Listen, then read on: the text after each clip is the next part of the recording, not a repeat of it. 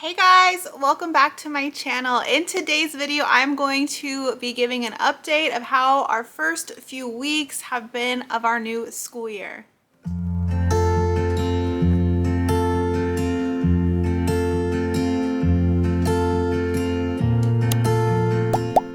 All right, so today's video is an update video. I'm going to be talking about how the first few weeks, actually I think we've been in school for almost a month, so maybe 5 weeks now we've been in school, how it's going, what changes we've made, what we're enjoying. Today's video is a collab hosted from Devine with Calm in the Chaos, as well as Shauna from Homegrown Homeschool. I will link both their channels down below. I've talked about these ladies before and their channels. If you're not following them or subscribed, please make sure you go down and check out their channels.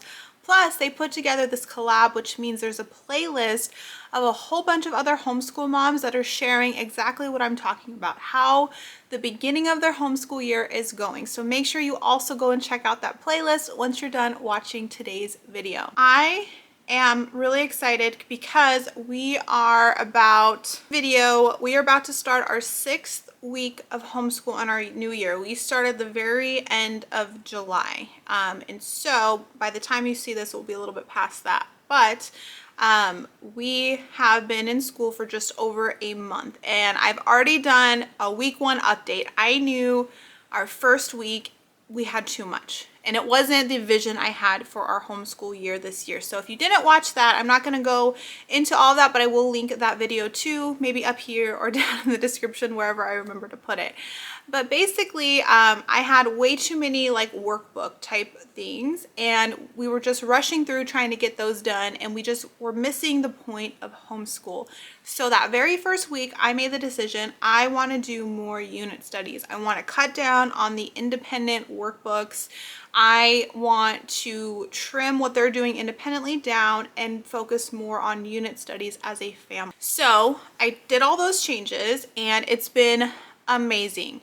So both of my daughters still have their independent math, and they both have independent language arts. And I want to say my 2nd grader has Spanish that she does almost daily just because she loves it. She loves Song School Spanish. She loves doing it, and because I got the teacher DVD instructions, she can do it completely independently.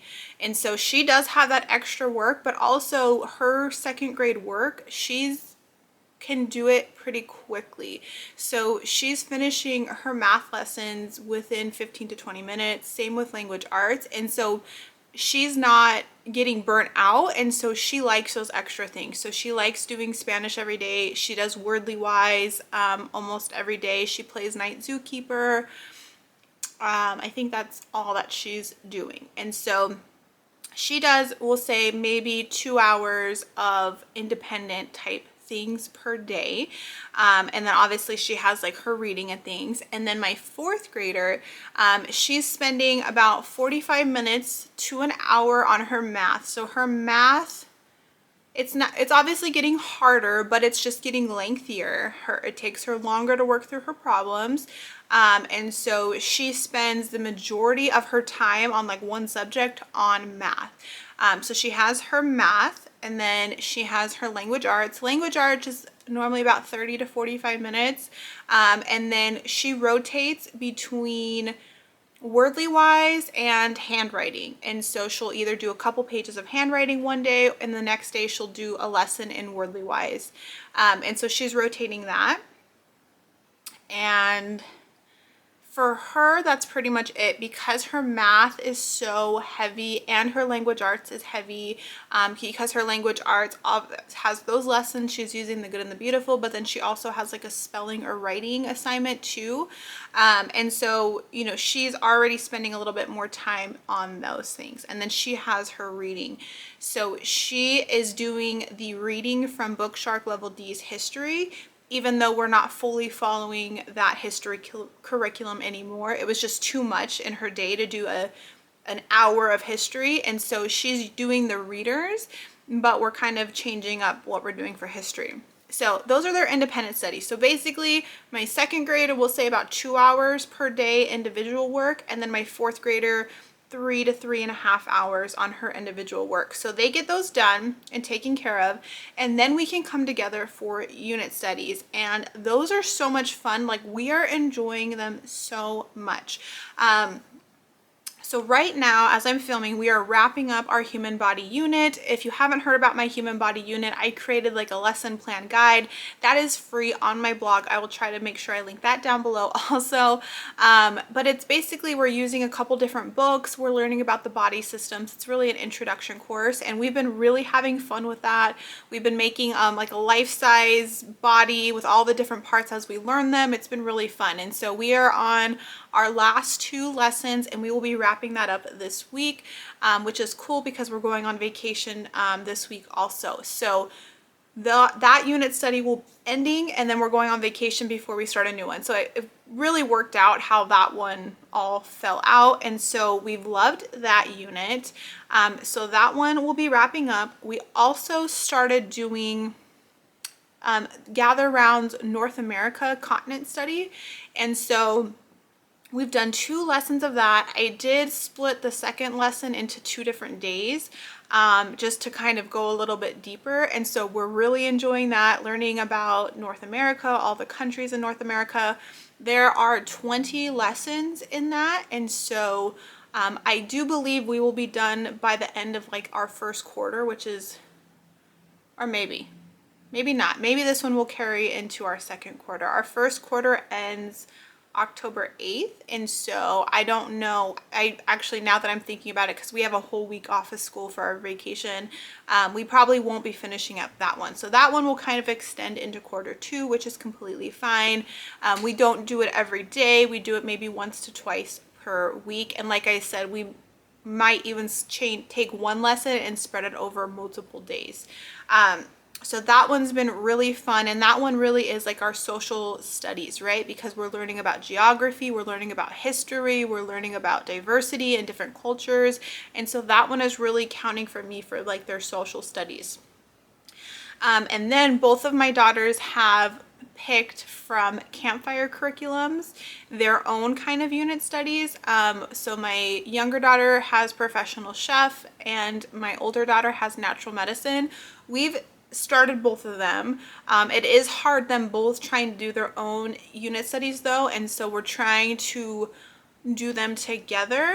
Those ones don't feel like school though, and so those ones are really like, hey, let's go plant some of these herbs that we need to plant for this unit, or let's go cook this out of this. So those ones are a little bit more light and aren't as structured in our day, which are fine, and they're super fun.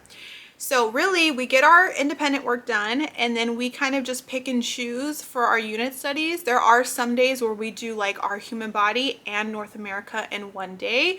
There's days where we just do like a cooking lesson. It's really up to them, because I want them to be engaged and enjoy these. Because they have the constant math and language arts every school day, I'm not super worried about what they're getting or not getting from these other unit studies at this point in time. So now that we've changed that all, and now that's what we've been doing for a few weeks, we're absolutely loving it. There is no more rolling eyes. There is no more stress of, oh, I feel like I've been doing school all day. They have a good workload for both of their ages. They're enjoying it. We're having fun doing school, and so I really feel like we're in a good place. I was struggling with my older daughter with history because I took out Bookshark, the main plan of Bookshark. She's still reading the books, so she's still getting the literature that she was supposed to, which is like 80% of Bookshark. We're just not following that 4-day-a-week schedule because we just couldn't. It was too much for us. I felt like she was still needing a history curriculum, and I actually have it right here. I did just kind of on a whim purchase America's Story from Master Books. Honestly though, once I received it, it's not gonna work. It's not gonna fit in our homeschool, so I'm gonna be selling it or returning it. Not saying it's bad, it's just not, it's not working. But I do want her to really start getting into the whole history thing. So what I did do is I purchased from Gather Round. They have mini history units, and I purchased their year 1, which is a new world. It's when the explorers came to North America, talking about who was already here and introducing that. So I'm going to try to kind of fill that in with our fall unit study that we're going to start doing. I just did a video a couple weeks ago about all the unit studies I bought. I got a fall one from Home and Haven, which is very, very light. It's more just fun fall stuff.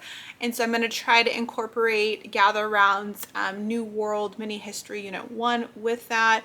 And then that plays into the books my daughter's reading. She's reading about those explorers and those journeys and Native Americans and all of that. And so it's like it's going to come full circle for her. Plus my second grader is going to get that introduction to it as well at her level. So I've kind of chilled out on the whole history thing for now, and I think that Gather Around's gonna kind of fit what I was needing.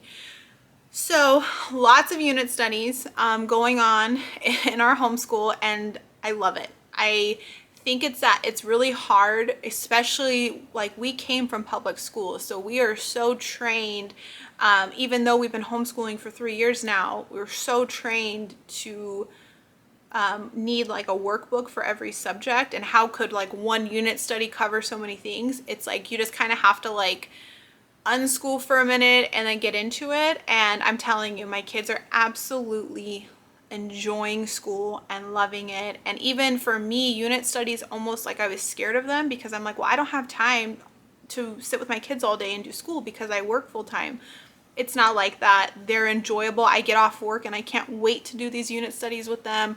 They get all their independent stuff done in the mornings, and same thing. They can't wait until we do these unit studies. And they're from all different curriculum companies. So as I get them, I will share them individually with you guys. Other updates, my kids are going to be, they're in a co-op this year.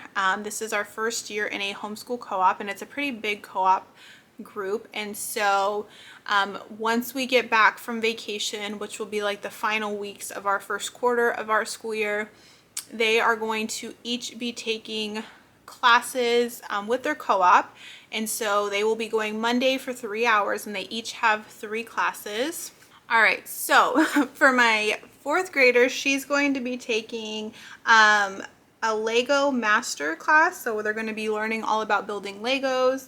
And then she's taking a arts and craft class, and then she's taking a STEM robotics class. So because she's going to be taking those 3 classes on a Monday, we obviously have to change our homeschool schedule again, which is completely fine. My mother-in-law is the one who takes them to all these co-op activities, just because I work full time. I have that help, which is amazing.